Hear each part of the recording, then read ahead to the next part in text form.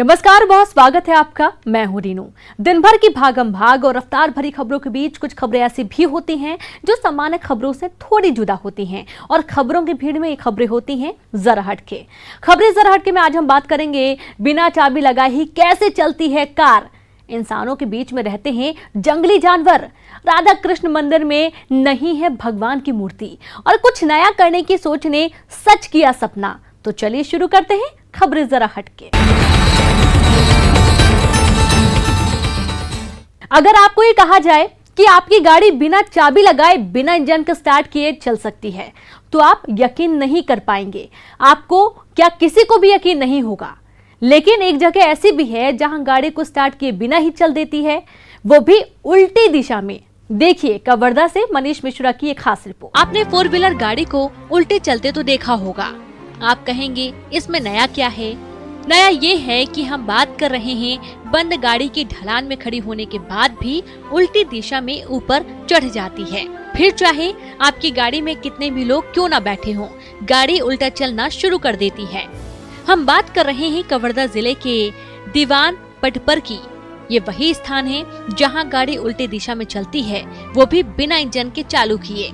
आप तस्वीर में साफ देख सकते हैं कि ये कार किस तरह से उल्टी दिशा में चल रही है। कार का इंजन बंद है, कार की चाबी उसके मालिक के हाथ में है, बावजूद इसके कार आराम से रिवर्स गियर में चल रही है। यहाँ पर एक विशेष चीज देखने को मिला है कि यहाँ दीवान पाटपर नाम की जगह है, पंडरिया से 25 किलोमीटर अंदर। और यहाँ जो प्रकृति का जो सिस्टम है उसके विपरीत यहाँ पर गाड़ियाँ उल्टी दिशा पे चढ़ती हैं। आप गाड़ी बंद कर दीजिए, बंद करने के बाद पूरे 5 लोग 6 लोग अगर गाड़ी में बैठ गए, उसके बावजूद गाड़ी उल्टी दिशा में बैठ जाती है, जो कि बेहद ही आश्चर्यजनक है। ये छत्तीसगढ़ का एक बहुत ही सुंदर पर्यटन स्थल हो सकता है, एक आश्चर्य से भरा हुआ। आप देख सकते हैं आसपास की जो पहाड़ियां हैं वो भी बहुत ही सुंदर है। छत्तीसगढ़ की सबसे बेहतरीन पर्यटन स्थल ये साबित होगा भविष्य में। क्या सुविधाएं और होनी चाहिए? यहाँ पर सबसे प्राथमिक रूप से तो यहाँ पर सड़कें होनी चाहिए, पुल पुलिया होने चाहिए। अभी हम बरसात में आए हैं तो पानी ऊपर आ गया है, थोड़ा बहुत ऊपर आया है, जो कि खतरनाक स्थिति है आगे चलकर। और रोड जो है जगह जगह पर गड्ढे हो गए हैं, गिट्टी उभर आए हैं, उनका मेंटेनेंस कम से कम मेंटेनेंस तात्कालिक तो होनी ही चाहिए। नया सड़क जब बनेगा तब बनेगा। कवर्धा का ये स्थान लोगों के लिए आकर्षण के साथ ही कौतूहल का केंद्र भी बना हुआ है। जिसे भी इस जगह के बारे में जानकारी मिलती है वो यहाँ एक बार जरूर आता है और जब भी आता है हैरत में पड़ जाता है। यहाँ पे बहुत ही अद्भुत नज़ारा है। चढ़ाव की तरफ गाड़ी अपने आप देखे बिना स्टीयरिंग इंजन चालू किए हुए हम चाबी हाथ में लेकर और चढ़ाव की तरफ अगर गाड़ी आप करके खड़ी कर देंगे तो अपने आप ही खींची चली जाती है गाड़ी। ये बहुत ही अद्भुत नज़ारा है। पर्यटन के लिए और क्या संभावनाएं दिखती हैं, क्या होना चाहिए? पर्यटन के लिए यहाँ बहुत संभावनाएं हो सकती है। छत्तीसगढ़ सरकार यहाँ पे अगर पर्यटकों के लिए कुछ सुविधाएं मुहैया करा दे, सड़कें अच्छी करा दे तो बहुत सारे लोग यहाँ पे पर्यटन की दृष्टि से आ सकते हैं। अभी तक इस बात की सही जानकारी नहीं है कि आखिर इसके पीछे असल वजह क्या है, ऐसा क्यों होता है। लेकिन कुछ लोग इसे चमत्कार मानते हैं तो कुछ लोग चुंबकीय घटना बताते हैं। कारण जो भी हो, लेकिन जिला प्रशासन इस दिशा में कोई काम नहीं कर रही है। यहाँ आने वाले लोगों का कहना है कि इस क्षेत्र को पर्यटन के रूप में विकसित किया जाना चाहिए। मनीष मिश्रा, न्यूज़ 18, कवर्धा। वन्य जीवों के संरक्षण के लिए सरकारें करोड़ों रुपए खर्च कर रही हैं। शेर, बाघ या फिर लेपर्ड, इन्हें देखने के लिए देश तो छोड़िए विदेशों से तक सैलानी आते हैं। और इसी बीच एक तसल्ली भरी तस्वीर जबलपुर शहर से सामने आई है, जहां एक पॉश इलाके में वन्य प्राणियों का एक ऐसा बड़ा साम्राज्य मौजूद है जो मनुष्य के साथ मिलकर रहता है। क्षेत्र में खूंखार जानवरों से लेकर बायोडायवर्सिटी का एक अनोखा संगम देखने को मिलता है। शहर में बसा कैसा यह अनोखा जंगल, देखिए इस रिपोर्ट में। जबलपुर शहर के सबसे पॉश इलाके नया गांव की इन तस्वीरों को जिस किसी ने भी देखा है उसने यहाँ आने की जरूर सोची है। जंगलों के बीचों बीच बस इस क्षेत्र को नया गांव के नाम से पहचाना जाता है। 102 एकड़ में बसे इस क्षेत्र में बड़े बड़े बंगले बने हैं। शहर की तमाम बड़ी हस्तियां इस क्षेत्र में रहती हैं। इन बंगला नुमा इमारतों के बीच कुछ खास तस्वीरें और कई राज भी छुपे हुए हैं। इलाका यहाँ रहने वाली हस्तियों के कारण जितना फेमस है, उतना ही चर्चित यहाँ पाए जाने वाले जंगली जानवरों की वजह से भी है।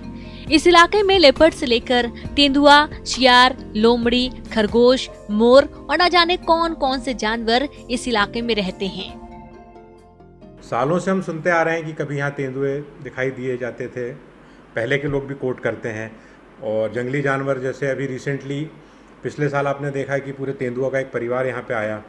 पहले तो लोग विश्वास नहीं कर रहे थे, फिर जब उनकी हम लोगों ने वीडियो रिकॉर्डिंग करी, फॉरेस्ट वालों को बुला के दिखाया, फिर उन्होंने ट्रैप कैमरे लगाए तो 20 बार 50 बार उनके ट्रैप कैमरे में वो कैद हुए।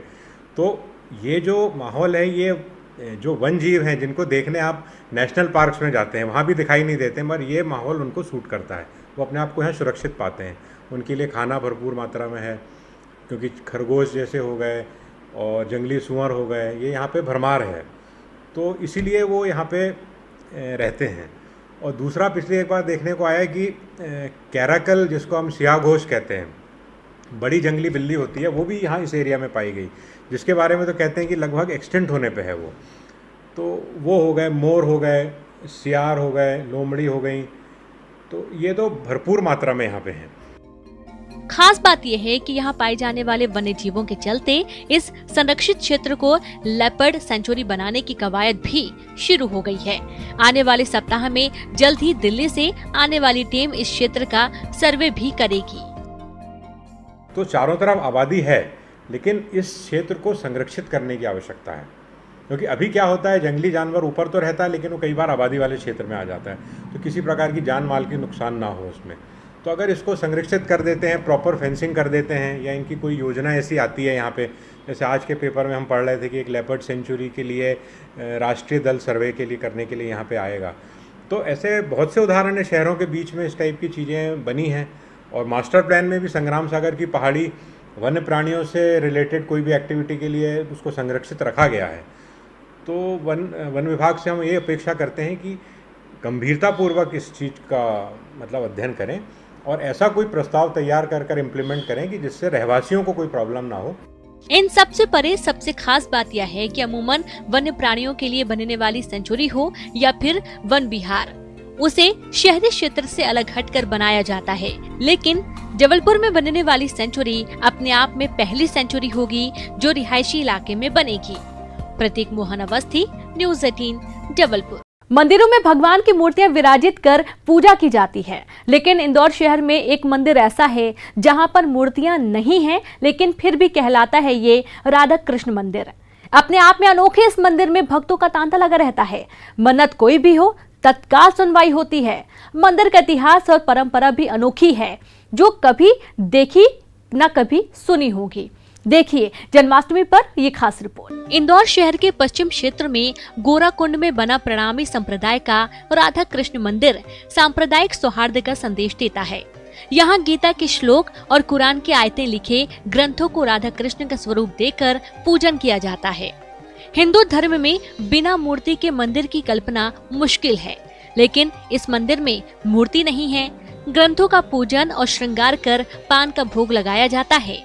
सजावट इस तरह से की गई है कि पहली नजर में पता ही नहीं चलता कि भगवान की मूर्ति नहीं बल्कि ग्रंथ हैं। मंदिर में दाखिल होते ही सामने 4 मूर्तियां स्थापित प्रतीत होती हैं। असल में वो मूर्तियां नहीं हैं बल्कि ग्रंथ और मोर मुकुट है। गीता के श्लोक और कुरान की आयतें लिखे ग्रंथों को राधा कृष्ण का स्वरूप दिया गया है। मूर्ति की अगर कल्पना करना है तो पहले ग्रंथ की यहाँ पूजा होती। उस ग्रंथ का नाम है तारतम वाणी कुलजम स्वरूप सागर। ये पूरे धर्मशास्त्र ग्रंथों का और जितने भी वेद पुराण कुरान सब चीज़ का सारांश निचोड़ के निकाला गया है। तो इसी को हम सिंहासन पर विराजमान करके इसी को हम पूजा करते, वस्त्र धारण करते हैं और मुकुट हार से सुसज्जित करके, तो हम इसी ग्रंथ के अंदर भगवान का स्वरूप देखते हैं। जिस ग्रंथ का जो है तो इसमें श्री राज श्यामा जी के नाम से ये पूरा मतलब प्रणामी धर्म में श्री राज श्यामा जी के नाम से ही पूरा विख्यात है ना।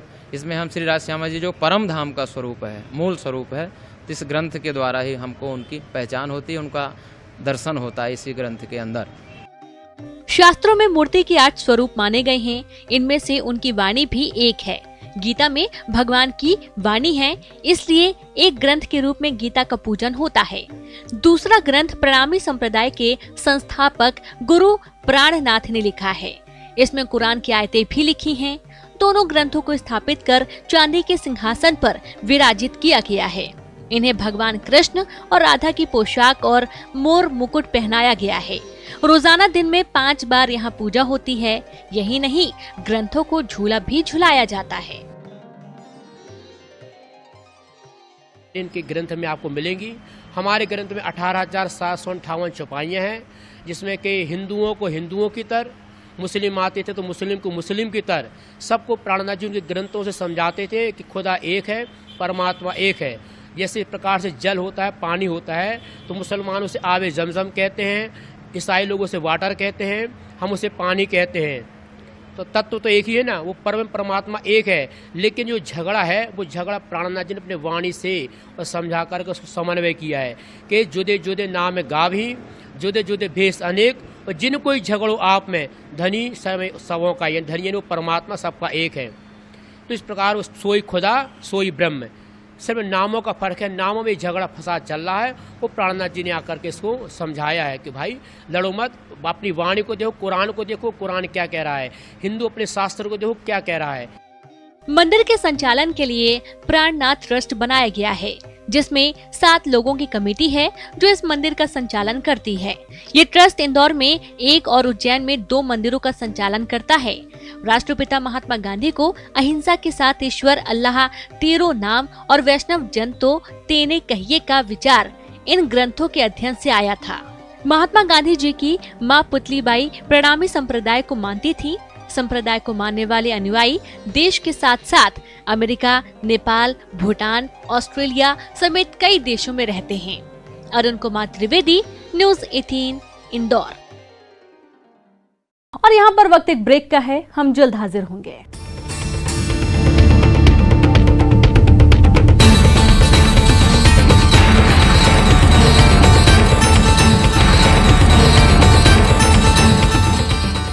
ब्रेक के बाद एक बार फिर से आप सभी का स्वागत है। बैतूल के आरती बारस्कर से, जिसने लुप्त होती भरेवा कला को न केवल खुद के रोजगार का जरिया बनाया, बल्कि अब वो दूसरी कई जरूरतमंद महिलाओं को भी रोजगार देने में सक्षम हैं। आरती बारस्कर और उनकी टीम द्वारा बनाई गई वेल मेटल की नायाब कलाकृतियों की धूम केवल देश ही नहीं बल्कि विदेशों में भी हो रही है। देखिए आप भी। बैतूल जिले में आदिवासी समुदाय की अधिकतर महिलाएं खेती किसानी और मजदूर में अपना पूरा जीवन बिता देती हैं, लेकिन खेड़ी गांव की रहने वाली आरती बारस्कर को ये मंजूर नहीं था। आरती आत्मनिर्भर बनने के लिए कुछ हटकर करना चाहती थी। आरती ने 1996 में हथकरघा विभाग से बैतूल की लुप्त होती कला भरेवा आर्ट की ट्रेनिंग ली, जिसमें पंच धातुओं को लगाकर बने बेलमेटर से कलाकृतियां बनाई जाती हैं। शुरुआत में बनाई कलाकृतियां हाथों हाथ बिकी तो आरती का उत्साह बढ़ा और उसने अपने साथ कुछ और महिलाओं को जोड़कर उन्हें भी ट्रेनिंग दी और फिर आरती ने कभी पीछे मुड़कर नहीं देखा। आरती का उद्देश्य अपने आसपास की ज्यादा से ज्यादा महिलाओं को स्थानीय कला की ट्रेनिंग देना और उन्हें घर बैठे रोजगार से जोड़ना है। तो इसलिए मेरा मुख्य उद्देश्य यही है कि हमारे जो बैतूल जिले में जो आदिवासी एरिया है, तो वहाँ के सारे आदिवासी लोग बाहर काम करने के लिए जाती है, महिलाएं जाती है, उन लोगों के साथ में बहुत गलत घटनाएं होती है। तो मेरा मानना ये है कि यदि सब लोग जैसे शासन भी है इन लोग को प्रोत्साहित करे, और मैं जगह जगह चाह रही हूँ कि इस काम को मैं बढ़ाने के लिए के उद्देश्य से मतलब मैं टीम तैयार करके, क्योंकि इसकी काफ़ी डिमांड है बाहर देशों में विदेशों में बहुत डिमांड है। तो मतलब महिलाएं अगर जुड़कर अगर इस काम को करती है तो खुद सक्षम भी होगी और अपने बच्चों को भी अच्छे से पढ़ा सकती है। पिछले 20 सालों से आरती ने अपने हुनर से न केवल एक सशक्त टीम तैयार की है, बल्कि अपने दोनों बच्चों को भी उच्च शिक्षा के लिए बाहर भेजा है। आरती की बेटी बेंगलुरु से फैशन डिजाइनिंग की पढ़ाई कर रही है, तो वहीं बेटा इंजीनियरिंग कर रहा है। वहीं आरती की टीम में शामिल महिलाओं और लड़कियों की हर महीने 5 से 6 हजार तक आमदनी भी हो जाती है। 4 से 5 हजार रुपया मिलते हैं। हिरन बना लेते, नंदी बना लेते हैं और फिर बहुत सी चीजें बना लेते हैं उससे। कितने दिन लगे सीखने में? सीखने में 1 महीने लगे।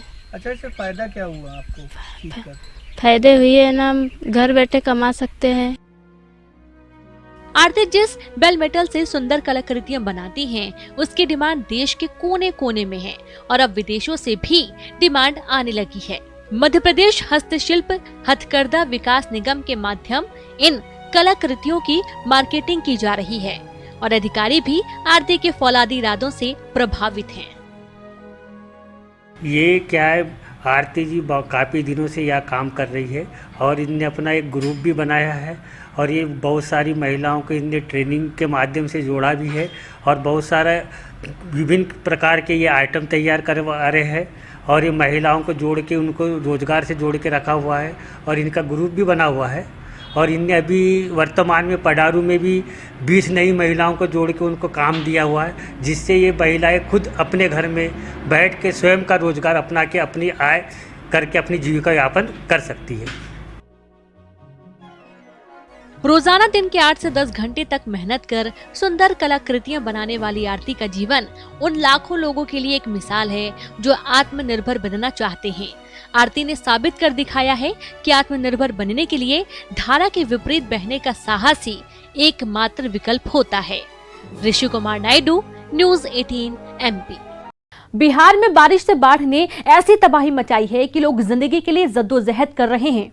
एक तस्वीर आप भी देखिए। पानी में जिंदगी की जद्दोजहद, ये छपरा के महरुआ गांव की तस्वीरें हैं। बाढ़ ने यहाँ के बाशिंदों की जिंदगी तबाह करके रख दी है। सैलाब ने सब कुछ बर्बाद कर दिया है। नहर टूटने से पानी की तेज धारा उमड़ पड़ी है। घर घर में पानी भर गया है तो सुरक्षित ठिकानों की तलाश में यहाँ के निवासी घर छोड़कर निकल पड़े हैं पानी से जूझने। जिसके हाथ जो लगा है वो उसे लेकर भाग रहा है। किसी के हाथ में सिलेंडर है तो किसी के सिर पे चौकी, किसी को नाव का सहारा है तो कोई रस्सी के सहारे जलधारा से जूझ रहा है। झारखंड के शिक्षा मंत्री जगन्नाथ महतो एक बार फिर से छात्र बन गए हैं।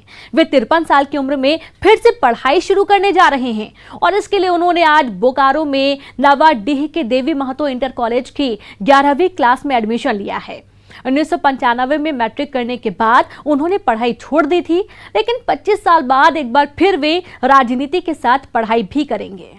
शिक्षा मंत्री ने लिया एडमिशन। ये है झारखंड के शिक्षा मंत्री जगन्नाथ महतो। बोकारो के देवी महतो इंटर कॉलेज के एडमिशन काउंटर में उन्होंने 11वीं का फॉर्म भरा। दरअसल मंत्री महोदय ने 1995 में मैट्रिक परीक्षा पास की थी। इसके बाद उनका पढ़ाई लिखाई से नाता छूट गया। हाल में जब वो शिक्षा मंत्री बने तो विपक्षी दलों ने 10वीं पास शिक्षा मंत्री कहकर उन पर तंज कसा। इसे चुनौती मानते हुए उन्होंने आगे की पढ़ाई शुरू करने का फैसला लिया कि 10वीं पास शिक्षा मंत्री क्या करेंगे। हम कुछ करने के लिए मेरा जज्बा है और उस जज्बा को बेहतर करेंगे। हम पढ़ेंगे भी और बेहतर पढ़ाएंगे भी। झारखंड क्षेत्र में हम मैट्रिक 95 में किए। हम सारा काम देखते हुए अच्छा है। हमारे आरोप और प्रत्यारोप से वो थोड़ा और शिक्षित होंगे तो मुझे खुशी होगी। इनको नई शिक्षा नीति का खगा नहीं मालूम है, लेकिन विरोध करने के लिए विरोध इस भावना से लगातार नई शिक्षा नीति का विरोध कर रहे हैं, जबकि नई शिक्षा नीति से इस राज्य में रोजगार में उसको जोड़ने का काम किया गया है। सांस्कृतिक मूल्यों की रक्षा करने की बात की गई है। खबरें जरा हटके में आज बस इतना ही। कल फिर आपसे मुलाकात करेंगे नई खबरों के साथ। तब तक मुझे और मेरी पूरी टीम को दीजिए इजाजत। नमस्कार।